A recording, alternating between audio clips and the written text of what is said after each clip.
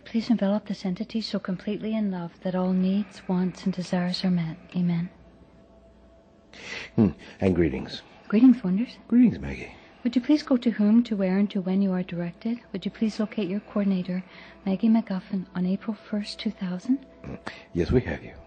We are gathered here at 16 Porritt Street in the city of Barrie in the province of Ontario to do a general session for the Nature of Reality, Part 2, workshop group, entitled Reality Flows as the Tide Flows.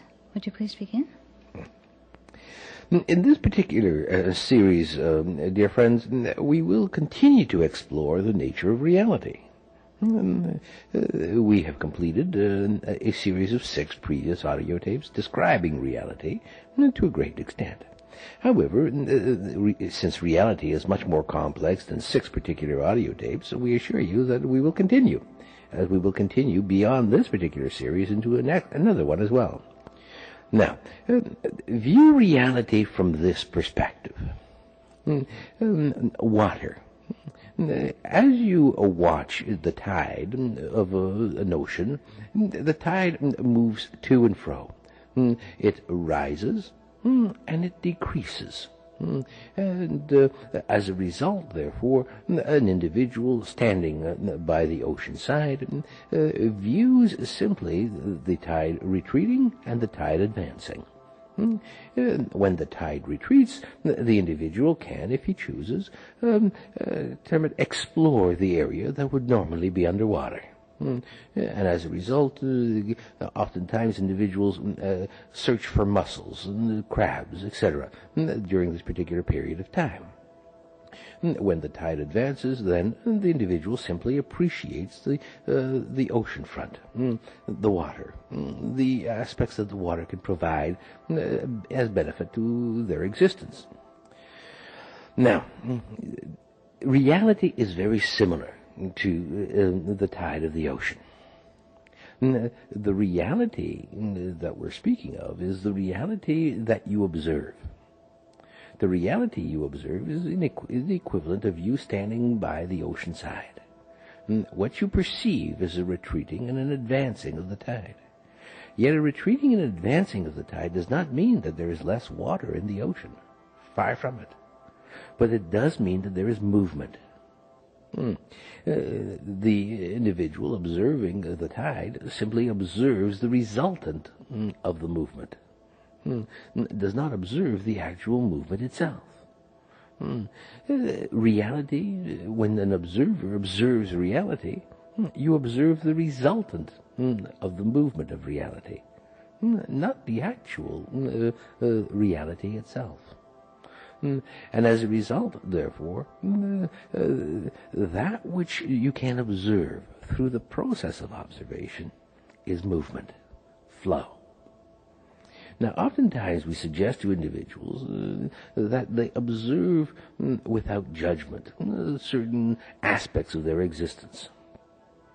We suggest they observe their thoughts and their feelings and their actions and their desires and their choices, their interactions with others. Observe that which makes them sad, that which makes them happy, that which gives them joy and pleasure, and that which gives them sorrow and pain. We suggest that they observe it all. Now, if you think about this, dear friends, what are you observing when you observe all of this? You are observing, in effect, the resultant of the reality that you exist in.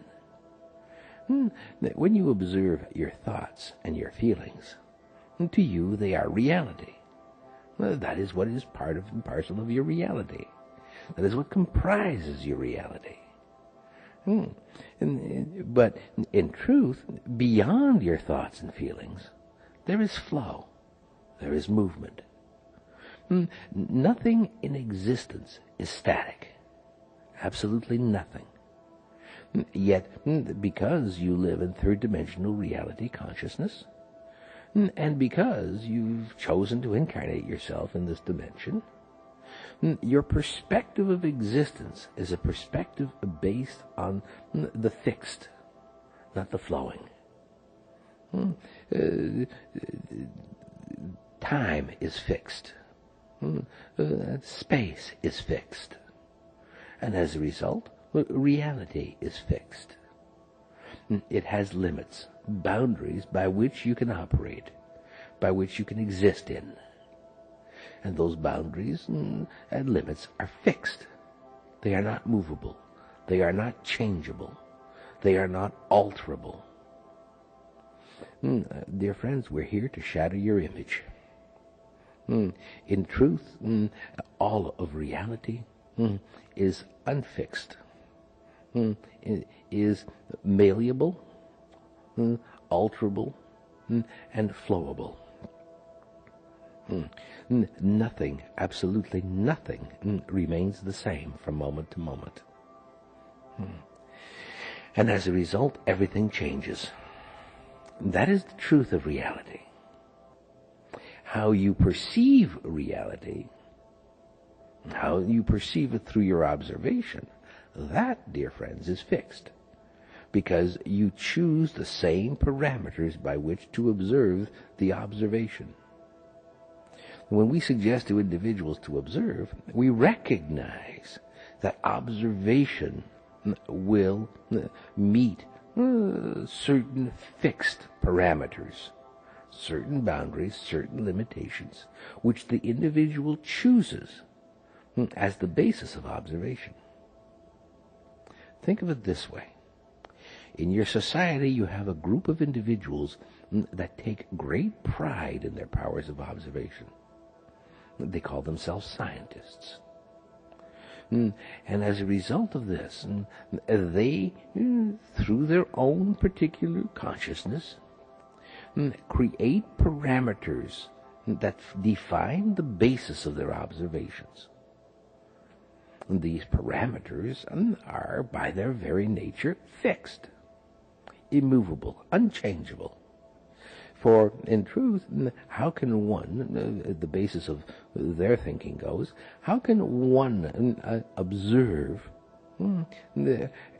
completely if the observation, the parameters are constantly shifting? You have no way of measuring. But in truth, they are not observing. They are judging. And as a result, therefore, that which they perceive as observation is in truth judgment.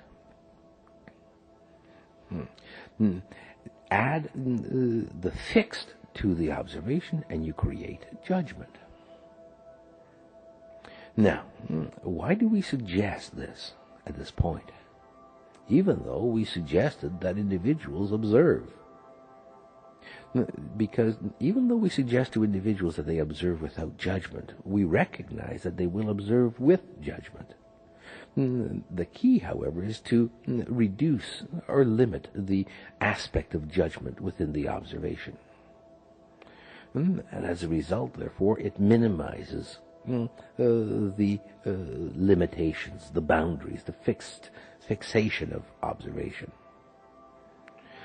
Reality itself is not something that you can, by its very nature, observe with judgment, and as a result, define.